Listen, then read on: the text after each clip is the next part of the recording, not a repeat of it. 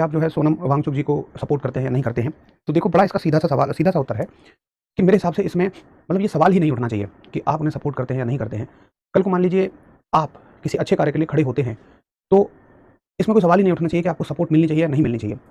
कोई भी ऐसा व्यक्ति जो किसी अच्छे कार्य के लिए खड़ा होता है तो सपोर्ट मिलनी चाहिए। दूसरा, मैं ये मानता हूँ कि हमारा देश ना, लेकिन देखो मतलब इस बात को किसी भी ना दूसरे तरीके से मत लेना, अदर वे में मत लेना।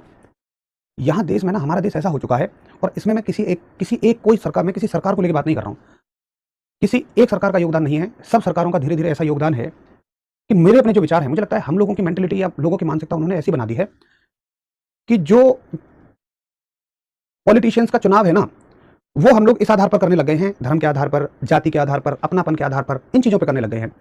यार हम ना बड़ी बड़ी बातें करते हैं कि इन्होंने देश जो है धर्म के नाम पे बटा है, जाति के नाम पे बटा है।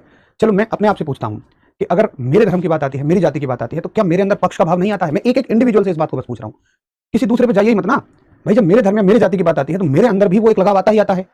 तो जब हर इंडिविजुअल ऐसा ही है, जब हर एक आदमी ऐसा ही है, तो फिर क्यों ही हम औरों के लिए कह रहे हैं कि किसी और ने ऐसा कर दिया होगा? भाई करने वाले हम, हर चीज को चुनने वाले हम, फिर हम ब्लेम दूसरे पे क्यों डालते हैं? बस मैं इतना सा कहना चाह रहा हूं। हम पता है इस बात में क्या कमी रही है, हमारी ना सोचने की शक्ति का हमेशा फायदा उठाया गया है। आप लोग देखिए आज के समय में ना, आप कोई एक छोटी सी क्लिप काटो एक पूरी बड़ी बात में से, और छोटी सी क्लिप काट लो और सोशल मीडिया पे आप उसे वायरल कर दो। भाई अर्थ का अनर्थ निकाल लिया जाता है। लोग ये तक नहीं सोचते कि यार कहने वाले ने ऐसा तो है नहीं कि स्टेज पे आया होगा और 30 सेकंड में माइक पकड़ के कुछ कह के चला गया होगा। कोई ये नहीं सोचता कि थोड़ा सा आगे और थोड़ा सा पीछे भी उसने कुछ कहा होगा। हम अपनी बुद्धि लगाते नहीं है, हम दे स्टेटस पे उसको शेयर कर रहे हैं, हम दे सोशल मीडिया पे उसको शेयर कर रहे हैं, और हम भी उसी भेड़ चाल में फंस जाते हैं। मेरे भाई मैं बस इतना सा मानता हूं आज के समय में कि अगर कोई कुछ भी कह रहा है, इवन मैं भी कह रहा हूं, देखो कैमरे पे खड़े हुए या जो तुम तस्वीरों में या वीडियो में देखते हो ना, उस पर कभी यकीन मत करो। किसी व्यक्ति पे तब तक यकीन मत करो तब तक तुम उसको इन पर्सनल ना जानते हो, तब तक तुम उनको, अब ऐसा तो है नहीं कि आप कहोगे जी फिर तो हम मान लो किसी नेता को उसके साथ रहेंगे क्या तब इन पर्सनल जानेंगे। अरे किसी नेता के बारे में बहुत आराम से तुम्हें आराम से पता लग सकता है, थोड़ी बहुत उसके बारे में जानने की कोशिश करो। भाई ये कोशिश करो ना वो कितना पढ़ा लिखा है, वो किस उद्देश्य के साथ में राजनीति में आया है, बहुत सारी चीजें हैं। तो ये तमाम इस तरह की चीजें हो गई हैं कि हम लोग, मैं सच बता रहा हूं, हम लोग बस बेवकूफ बनते चले जा रहे हैं। और नेता हैं या जितने भी, मैं किसी एक पर्टिकुलर धर्म की बात नहीं कर रहा हूं, मैं हर एक धर्म में कह रहा हूं, सभी ऊपर बैठे लोग बस हमारा फायदा उठा रहे हैं। अरे भाई हम इतने मूर्ख हैं कि हम जिन नेताओं के लिए, जिन सरकारों के लिए, जिन पार्टियों के लिए लड़ते हैं ना, हम क्या कभी ये सोचते हैं कि क्या कभी आपने उन्हें, उनके बच्चों को सरकारी अस्पतालों में इलाज कराने आते देखा है? क्या आपने कभी देखा है कि उनके बच्चे जो है सरकारी स्कूल में जाएंगे? अभी आपने देखा है विजय थालापति, आपने नाम सुना होगा, कितनी अच्छी पहल उन्होंने की है, उन्होंने अपने बच्चों को सरकारी स्कूल में भेजा है। क्या गजब की बात है। क्यों नहीं कर पाते हमारे यहाँ के नेता इस चीज का साहस? आप मुझे बताइए। उनके बच्चे बाहर पढ़ते हैं और विदेश में पढ़ते हैं, हम यहाँ ले लेकर लड़े जा रहे हैं उन नेताओं के पीछे। तो हमें खुद जागरूक होने की जरूरत है। सबसे बड़ी चीज हमारे अंदर से होनी चाहिए। और तो और मैं आपको बता दूं मजे की बात, किसी भी जगह लोग जाते हैं, जैसे मैं आपको बताता हूं, मान लो एक रैली थी, और रैली थी लोगों को पॉल्यूशन के लिए थोड़ा सा जागरूक करने की, सरकार की स्कीम थी वो, तो वहां हम सभी ऑफिसर्स को जाना ही था।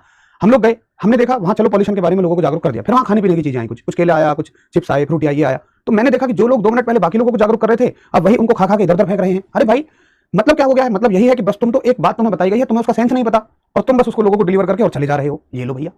तो जब मेरे अंदर ही वो सिविक सेंस नहीं है, जब मेरे अंदर ही वो समझ नहीं है कि यार मेरा पर्यावरण कैसे सुरक्षित रह सकता है, केवल देश एक चीज से सुरक्षित नहीं रह सकता है।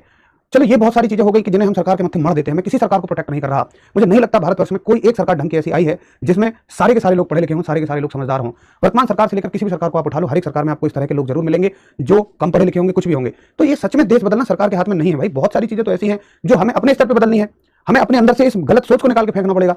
हमारे, आप सोच के देखो यार, जितना कूड़ा कचरा सब है, क्या उसको 50% तक हम नहीं कर सकते? मुझे पता है बहुत सारे लोग कहेंगे यार भैया अब वो जो फ्रूटी है वो तो उस पैकेट में आती ही आती। अरे भाई फ्रूटी आती, लेकिन उसको एक जगह हम कचरे में तो डाल सकते थे, कम से कम इधर तो ना फैलता वो। मुझे बता दो आप में से कितने ही लोग जब बाजार जाते हो तो अपना थैला लेके जाते हो, पॉलिथीन नहीं यूज करते हो? हम पॉलिथीन एक नहीं, दुकानदार से 2 मांगते हैं, जबकि हमें पता है कि एक पॉलिथीन 3 लाख साल में गलती है। 3 लाख साल में एक बार जमीन में एक पॉलिथीन चलेगी ना, 3 लाख साल से पहले निकलेगी।